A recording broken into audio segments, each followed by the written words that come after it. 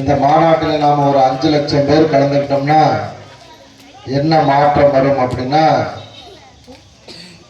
யாரெல்லாம் தமிழ்நாட்டில் நாங்க அதிக எண்ணிக்கையில இருக்கோம்னு சொல்றாங்களோ, குறிப்பா சொல்லணும்னா வன்னியர் சமூக மக்கள் நாங்க பெரும்பான்மைன்னு கிராமங்கள்ல சொல்லல, வருஷத்துக்கு ஒரு தடவை மாநாடு என்கிற பேரில பெரும் கூட்டத்தை கூட்டி காட்டுகிறார்கள். நாங்க பெரும்பான்மைப்பா தெரிஞ்சுக்கிங்க. யார்கிட்ட? இந்த நாட்டை ஆளுகிற திமுகட்டையும் அதிமுகட்டையும் காட்டுறாங்க. அதே போலதான் பறையர் சமூக மக்களும் அவர்கள் கடைசியா நடத்தின பெண்களுக்கான மாநாட்டில் விடுதலை சிறுத்தைகள் கட்சி நடத்திய பெண்களுக்கான மாநாட்டில் 7 லட்சம் பேர் கலந்துட்டாங்க. தாய்மார்கள் மட்டும். நம்ம மக்கள் வேடிக்கை பார்க்க மட்டும்தான் வருவீங்க, மாநாடுனா வரமாட்டீங்க. இந்த மாநாட்டில் வந்து கலந்துருங்க. பறையர் சமூக மக்கள் 7 லட்சம் பேர் கலந்துருக்காங்க. அப்ப யாரெல்லாம் தமிழ்நாட்டில் பெரும் கூட்டத்தை கூட்டுகிறார்களோ அவர்களை பார்த்து மட்டும்தான் அதிமுகவும் திமுகவும் பயப்படுது. அவங்களதான் கூட்டணிக்கு கொண்டு வராங்க. உங்களுக்கு 5 சட்டமன்ற உறுப்பினர் தானே, எங்களோட கூட்டணி வாங்க. பறையர் சமூக மக்களா இருக்க, பறையர் சமூக மக்களுடைய பிரதிநிதியா இருக்க விடுதலை சிறுத்தைகளை, வன்னியர் சமூக மக்களுடைய பிரதிநிதியா இருக்க பாட்டாளி மக்கள் கட்சிய தாஜா பண்ணி எங்க கூட கூட்டணிக்கு வாங்கன்னு போய் இவங்க கூப்பிடுறாங்க. அப்ப என்ன ஆகுது? அவங்க சட்டமன்ற உறுப்பினரா, எம்எல்ஏவா, எம்பியா, பஞ்சாயத்து தலைவரால ஆயிக்கிறாங்க. இது எப்படி நடக்குது? அதிமுகவும் திமுகவும் அவங்களை எப்படி கூப்பிடுறாங்க மதிச்சு அப்படின்னா, வருடத்திற்கு ஒரு முறை அவர்கள் மாநாடு என்கிற பெயரிலே பெரிய கூட்டத்தை கூட்டுகிறார்கள். அதைத்தான் இப்ப நம்ம செய்ய போறோம். அதிமுகவிலையும் திமுகவிலையும் கிளை செயலாளர் பொறுப்புல மட்டும்தான் நம்ம இருக்கோம், வேற எந்த பொறுப்பும் கிடையாது.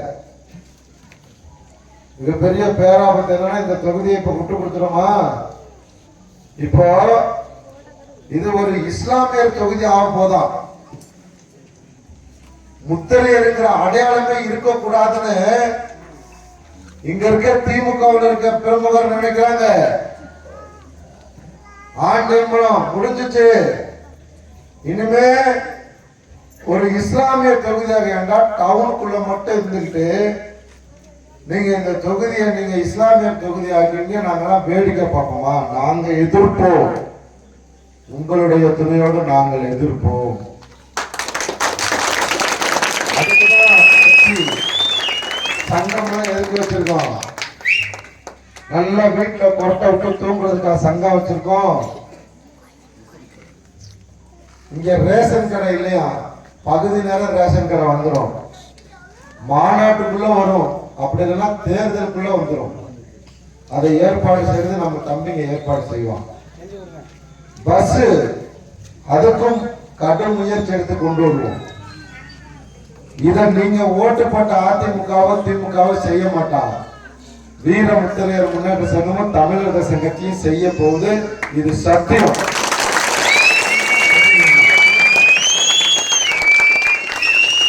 தமிழ்நாட்டிலே அதிக ஆர்ப்பாட்டம் போராட்டம் நடத்தி மக்களுக்கான நல்லதை செய்வது யாருன்னா இந்த தொகுதியில் இருக்க நம்ம தம்பிங்க தான். தமிழக தேச கட்சியோட பொறுப்பாளர் தான் செஞ்சிருக்காங்க.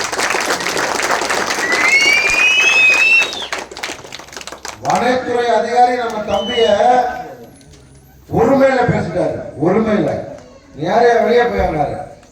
1 மணி நேரத்துல அதே அதிகாரி தம்பிக்கிட்ட மன்னிப்பு கேட்க வச்சோம். வனத்துறையா இருந்தாலும் சரி, காவல்துறையா இருந்தாலும் சரி, வருவாய்த்துறையா இருந்தாலும் சரி, இந்த மக்களுக்கு ஏதாவது ஒண்ணுன்னு சொன்னா களத்துல நிக்கிற தைரியமா, ஆம்பளத்தனமா இந்த மக்களுக்காக களத்தில் நிற்கிற தம்பியை உருவாக்கி இருக்கேன். அதை முதல்ல நீங்க மனசுல வச்சுக்கோங்க. கை தட்டிட்டு போயிடாதீங்க. நாங்க செஞ்சதை நினைச்சு பார்த்துட்டு அதுக்கப்புறம் நீங்க இவங்களை ஆதரிக்கலாமா வேண்டாமான்னு முடிவு பண்ணுங்க. ஒவ்வொரு கிராமமும் யாரு வரா வனத்துறையில மாட்டிட்டார் நம்மாலு. அதிமுக இருந்து திமுக சேர்ந்து போய் எவ்வளவு பையனை 30,000 கட்ட வச்சாங்க. அதே அந்த பெரியவர் ஆரம்பத்திலே எங்கள்கிட்ட வந்ததான் வச்சுக்க, 1 ரூபாய் செலவு இல்லாம அவரை வெளியே கொண்டு வந்திருப்போம். 1 ரூபாய் செலவு இல்லாம வெளியே கொண்டு வர முடியும் எங்களால. யார வேணாலும் ஏன் நாங்கள் பெரும்பான்மையான சாதி இந்த நத்தம் தொகுதியில வாழ்கிறோம். நாங்க சொல்றதை கேளு, நாங்க நியாயமா மட்டும்தான் சொல்லுவோம். ஏன்னா நான் அம்பலக்கார முத்துராஜா வளைய நான் நாயக்கு தாண்டா பேசுவேன்.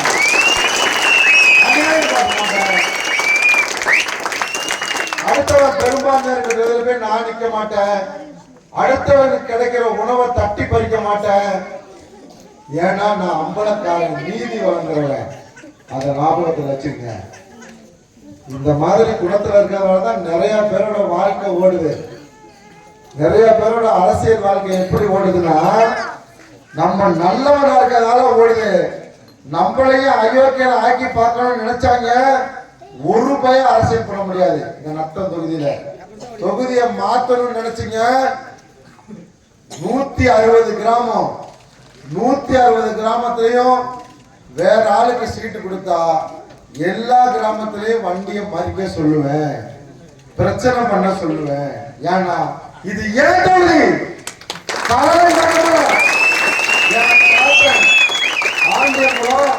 அதுக்கப்புறம் நம்மளோட பேசுறாரோ அப்ப ஆண்டியம்பலம் அவங்க எங்க தொகுதி, எங்களுடைய தொகுதியை நாங்க எப்படா ஒத்துக்கிறோமோ. தம்பிங்க ஒரு கிராமத்துல அடிப்படை வசதி பேசுறதுக்கு நீங்க ஏன் அப்படி பேசுறீங்க? யாரு டவுனுக்குள்ள இருந்து ஒரு பாயெல்லாம் டவுனுக்குள்ளேயே இருக்கணும். புறநகர்ல ஏதாவது மூக்க நினைச்சாரு சொல்ல மாட்டான், செஞ்சிடும். உங்க டவுனுக்குள்ளேயோட உங்க வாழை சுருட்டிக்கிட்டு இருக்கணும் பாய்லாம். அதை விட்டுட்டு புறநகர்ல வந்து நீங்க ஏன் அதை பண்றீங்க இதை பண்ணி சுடுகாட்டுக்கு பாதலடா, சுடுகாட்டுக்கு பிறந்தவன ரேஷன் கடையிலடா.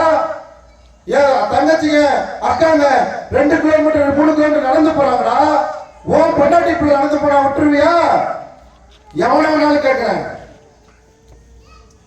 பால்வாடி பிள்ளைங்களை 3 கிலோமீட்டர் 4 கிலோமீட்டர் இருந்து விடுறான்டா. ஓ பொண்டாட்டி பிள்ளை போதா? நாங்க கேட்காம வேற எவன்டா கேட்பான்? அப்படித்தாண்டா கேட்போம். யார வேணாலும் கேட்போம். முதல்வரையே கேள்வி கேட்போம். என் மக்களுக்காக பயப்படாத தம்பிகளை உருவாக்கி வச்சிருக்கேன் தொகுதியில. அதனால யார நல்லவன் கட்டணும்னு புரிஞ்சுக்கங்க. இந்த கிராமத்துல போன கிராமத்துல பிளக்ஸ் வைக்க கூடாது, எல்லாரும் இருக்கும், இருந்துட்டு போய் நான் பொண்ணா கட்டிக்க போற. எல்லா ஜாதியிலுமே உன்னை பொண்ணையா கட்ட சொல்றேன். பெரிய மனுஷங்கள நாக்கிய மாட்டேன், நாக்கியரோட வேற சாதியோடலாம் பண்ணுவோம், சம்பந்தமா பண்ண சொல்றேன். நான் இருக்கேன், பிளக்ஸ் வைக்கிறேன். இந்த கிராமத்துல அதே மாதிரி தானா? என்ன இது கொடுமை? எல்லாத்தையும் இழந்துட்டோம். பஞ்சாயத்தை இழந்துட்டோம், சட்டமன்றத்தை இழந்துட்டோம், தன்மானத்தை மட்டும்தான் இழக்காம இருக்கும். அதையும் இழக்க வச்சிருவோம் போல இருக்கு நம்மாலு. நம்ம ஊர்ல இருக்க பெரிய மனுஷன் அதுக்கெல்லாம் இடமளிக்க மாட்டோம். வீர முத்தரையர் முன்னேற்ற சங்கமும் தமிழக தேச கட்சி இருக்கு வரை எவனும் இங்க வந்து எங்களை சீண்ட முடியாது. நாங்க இருக்க வரைக்கும் எதுவும் நடக்க விட மாட்டோம். இந்த ரேஷன் கடைக்கும் பஸ்ஸுக்கும் உடனடியே ஏற்பாடு பண்ணுவாங்க. நீங்க என்ன செய்யணும்னு சொல்றேன். எங்கள்கிட்ட சொல்றீங்கல்ல, ரேஷன் கடை இல்ல, பஸ் இல்லைன்னு, தம்பிங்க மனு எழுதிட்டு வருவாங்க. கையெழுத்து முதல்ல போடுங்க. அதுக்கப்புறம் அதிகாரி நடவடிக்கை எடுக்கலன்னா அந்த அதிகாரியை கண்டிச்சு ஆர்ப்பாட்டம்னு சொல்லுவேன். எல்லா தாய்மார்களும் வந்து கலந்துட்டீங்களா? குரல் இங்க இருந்தா வருது, இங்க இருந்து வருது. கேஸ்லாம் போடாது போலீஸ், நாங்க பாத்துக்குவோம். அந்த ஆர்ப்பாட்டத்துக்கு போகும்போது திமுக காரணம் அதிமுக காரணம் ஐயோ போகாதீங்க, வழக்கு போட்டுருவான்.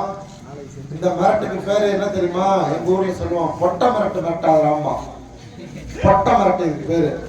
போகாதீங்க. என் மேல 42 கேஸ் இருக்கு. எதுக்காக தெரியுமா? உங்களுக்காக வேலை செஞ்சு. எனக்கு ஒரு அம்மா இருப்பாதானே, 42 கேஸ் இருக்கு என் மேல. எனக்கு பொண்டாட்டி பிள்ளை இருக்கு, குடும்பம் இருக்கு. கட்ட பஞ்சாயத்து பண்ணல, எவனையும் மிரட்டி இல்ல. உங்களுக்காக வேலை செய்யறதுனால 42 கேஸ். அதுல 2 வெடிகுண்டு துப்பாக்கி வச்சிருக்க வழக்கம் இருக்கு, பாத்துக்கங்க. இதெல்லாம் தாண்டி தானே உங்களுக்காக நாங்க வரோம். நீங்களும் கையெழுத்து போட்டுருவீங்க. ஆர்ப்பாட்டத்துக்கு வாங்கன்னு சொல்லும் போது எவனாவது மிரட்டினான்னு சொல்லிருங்க எங்ககிட்ட. நீங்க பெரும் எண்ணிக்கையில வந்தா மட்டும்தான் ரேஷன் கடையும் பஸ்ஸையும் எங்களால வாங்க முடியும். நீங்க கையெழுத்து மட்டும் போட்டு உக்காந்தீங்கன்னா எதுவும் கிடைக்காது. அப்புறம் எந்த மேல குறை சொல்லக்கூடாது. எல்லா ஊர்லயும் ஆர்ப்பாட்டம் போராட்டம் தாய்மார்கள் இளைஞர்கள் அத்தனை பேருமே கலந்துக்கிறாங்க. அதே மாதிரி நீங்களும் கலந்துக்கிட்டா எல்லாம் நடக்கும். நாங்க உங்க பின்னாடி இருக்க மாட்டோம், உங்களுக்கு முன்னாடி இருப்போம். புரிஞ்சுங்களா? உங்களுக்கும் முன்னாடி இருப்போம். எல்லாத்தையும் சரி பண்ணிடுவோம். அந்த ஜனவரி 25 நம்ம ஜாதி சங்க மாநாடு. நீங்கள் எல்லாம் முத்திரையர்கள் நம்முடைய பெரும் பலத்தை காட்டணும். தமிழகத்தினுடைய மத்திய பகுதி, அந்த பகுதிக்கு வந்து நாங்கள் பெரும்பான்மையான சமூகம், எங்களுக்கான அரசியலை கொடுங்க. நீங்க கேட்க வேணாம், உங்க உட்கார வச்சு நான் பேசுவோம். நமக்கான அரசியல் அதிகாரத்தை மீட்டே தீர்வோம். நீங்கள் ஒன்னா மட்டும் போதும். இந்த நிகழ்வை ஏற்பாடு